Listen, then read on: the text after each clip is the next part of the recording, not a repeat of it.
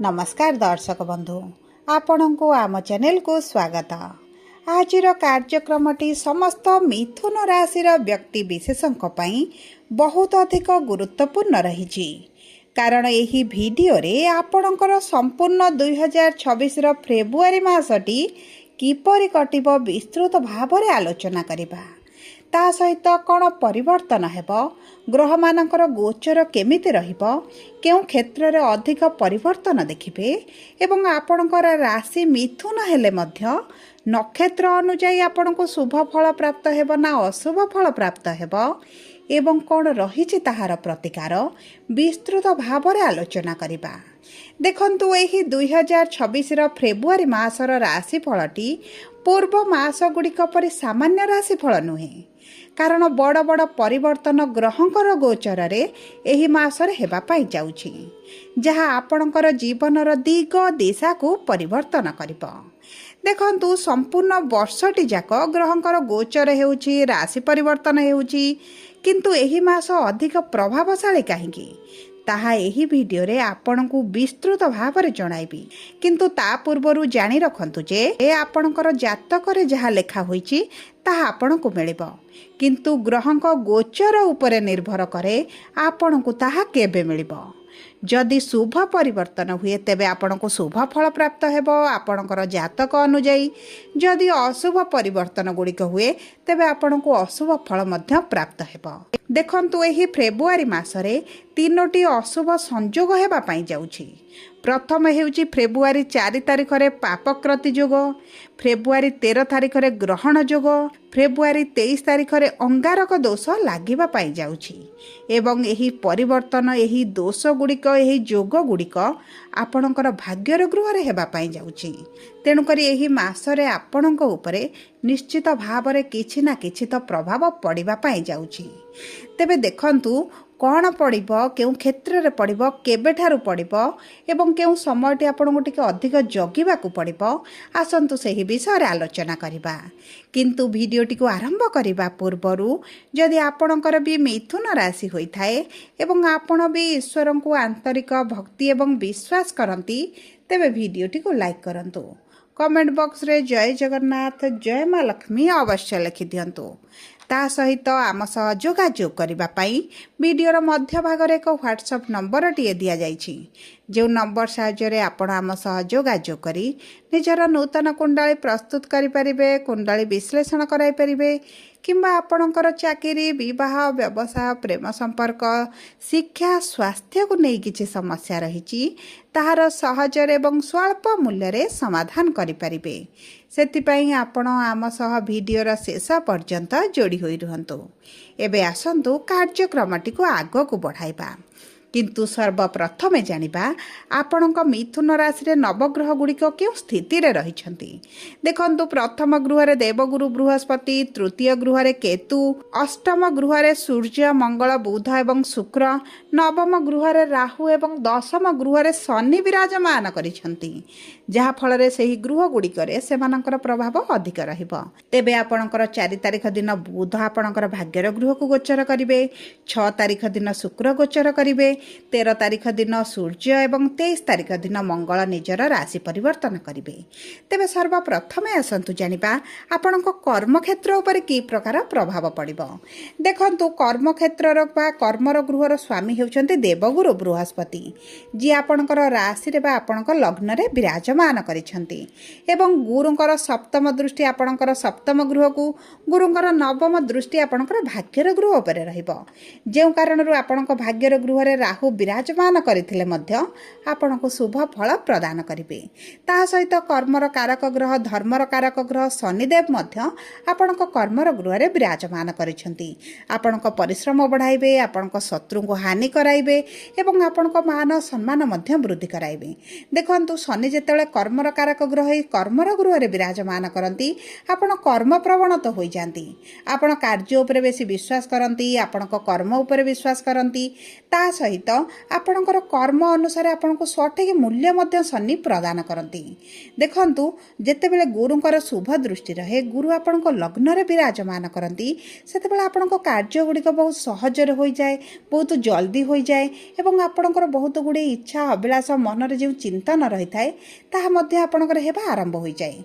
तेणुकरी एही समय मध्यरे जदि आपण किछि नूतन भाबरे कार्य आरंभ करिवे आपणक पई तो अति उत्तम रहिबो। किंतु देखंतु जेतेबेले राहु आपणकर भाग्यर गृहरे बसिछंती, आपण कोनोसी कार्य करिवा पूर्वरु आपणको बहुत गुड़िए द्वंद्व आपणक मनकु आसीबो। आपण द्वंद्वरे रहिबे, केबे आरंभ करिबी, केबे करिवाटा ठीक रहिबो, केउ कार्यटी आरंभ कले आपणक पई ठीक रहिबो, आपणको आगको एथरे लॉस होबो ना लाभ हेबो, किंबा आपण विभिन्न गुड़िए समस्या द्वंद्व भितर आपण रहिबे। किंतु मने रखंतु जदि आपण सठिक निष्पत्ति नियंती एवं आपणकर भावना को चिंतना को कर्मरे परिणत करती, तेबे आपणक पई एही फेब्रुआरी मासटी अति उत्तम रहिबो। आपण नूतन कार्य आरंभ करंतु, नूतन चाकरी पई मध्ये चेष्टा करंतु, आपणक पई अति शुभदायक रहिछि। देखंतु अष्टम गृह जेतु अशुभ गृह एवं सेही गृहरे शुभ ग्रह रहिले मध्ये अशुभ फल प्रदान करिथांती। तेणुकर आपणकर राशिर स्वामी बुध आपणकर 4 तारिख दिन यही अष्टम गृह को त्याग करी भाग्यर गृह को जिबे एवं सेठार पापकृति जोग मध्य बनाइबे। तेणुकर आपणकर जेकोसी कार्य करिवा पूर्वरु आपणकर जदि काहाठारु परमिशन नियंती, काहाठारु बुझी विचारी कार्य करिवे, आपणक पई शुभदायक रहइबो। एबे आसंतु जानिबा आपणकर आर्थिक स्थितिटी किभଳି रहइबो। देखंतु अर्थर गृहर स्वामी हेउछन्ते चंद्रमा, जे 2.5 दिन रे थरे आपणकर राशि परिवर्तन करंती।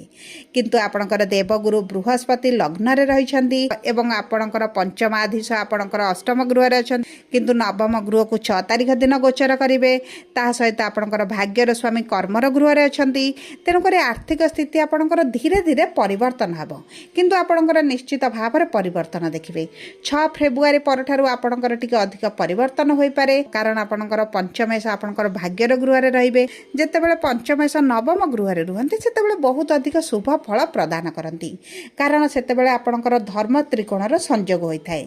एवं देखंतु एही समय मध्ये आपणकर जे लोन बढ़ी जाइछि, कर्ज बढ़ी जाइछि, सेतिरु आपण बाहर को आसीबे। आपणको किछि सरकारी स्रोतरु हेउ किंबा कोनोसी ना कोनोसी माध्यमरु आपणको अर्थ आगमन होइछिबो। ता सहित जदि आमे देखिबा आपणकर शिक्षा को, तेबे शिक्षार स्वामी हेउछन्ते शुक्र एवं शुक्र आपणकर भाग्यर गृह को आसीबे एवं आपणकर जदि एही समय मध्यरे किछिटा परीक्षा दियंती, इंटरव्यू दियंती, एंट्रांस दियंती, आपणक पई शुभदायक रहिबो। शिक्षा संबंधित जदि आपण किछि भी निष्पत्ति नियंती, ताहा मध्ये आपणक पई अति उत्तम रहिबो। उच्च शिक्षा करिवार जदि अभिलाष रहिछि, ताहा मध्ये पूर्ण हेबो, कारण द्वादश गृहर स्वामी हेउछन्ते शुक्र, जे भाग्यर गृह को आसीबे एवं आपणकर पंचमेश मध्ये शुक्र। आपण जदि उच्च शिक्षा पई आपण विदेश जाबाको चाहुतिले, घरटारु दूर रे रही पाठ पढिबा पई चाहुतिले, हायर स्टडी करिबा पई चाहुतिले, तेबे अति उत्तम समय रहिछि। आपणकर मनपसंदर कॉलेज रे एडमिशन मिलि जिवो एवं आपणकर जे शिक्षा करिबा पई चाहुचंती, सेतरे मध्ये आपणको भलो सुयोग प्राप्ति हेबो। विद्यार्थी मानक पई तो बहुत अधिक शुभ समय रहिछि।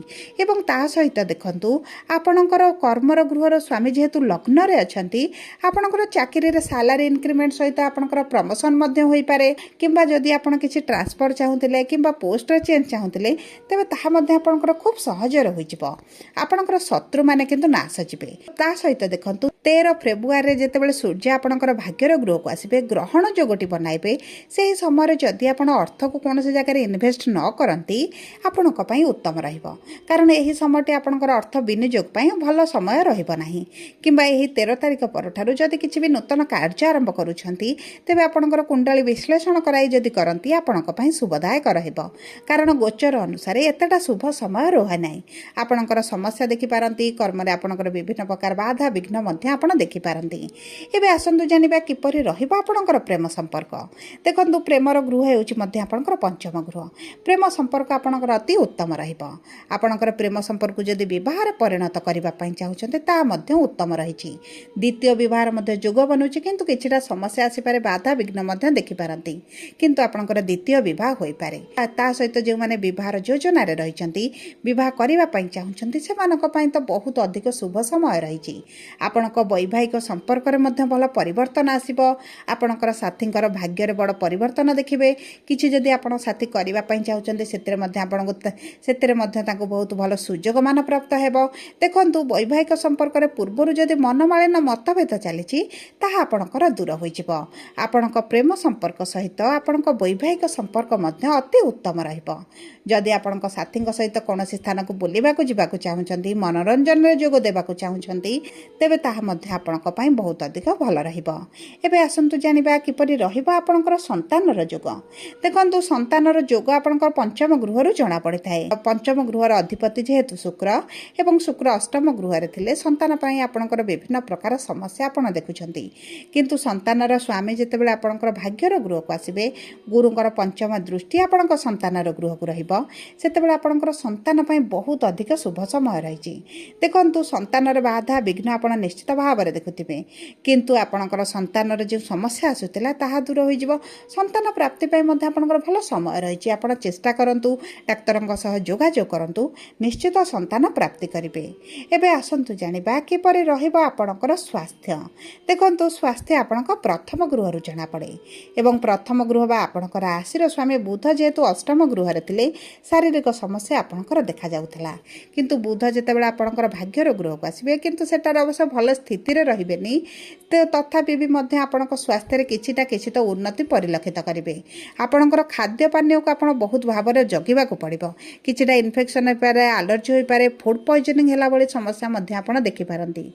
ता सहित आपण जदि एही समय मध्य आपणकर मेद वृद्धि हुए मोटापा वृद्धि हुए आपणकर पेटर समस्या टी को बढ़ाइबो कारण गुरु जेतेबेले लग्न रे रुहंती आपणकर मोटापाटी बढ़ी जाए तेणु करी आपणकर विशेष भाव में खाद्य पानीय उपर बहुत अधिक दायित्व नियंतु। सब पर देखंतु एही अशुभत्व को दूर करबा पई शुभाशुभ फल को वृद्धि करबा पई आपण प्रतिदिन प्रभु गणेशंकर पूजा अर्चना करंतु बुधंकर बीज मंत्र पाठ करंतु एवं गुरु जेहेतु आपणकर प्रथम गृह रे लग्न रे अछंती शुभाशुभ कार्य मांगलिक कार्य पई गुरुंकर बीज मंत्र मध्य आपण पाठ करंतु प्रभु गणेशंक पाखरे दुब घास एवं लडू मध्य भोग करंतु। धन्यवाद।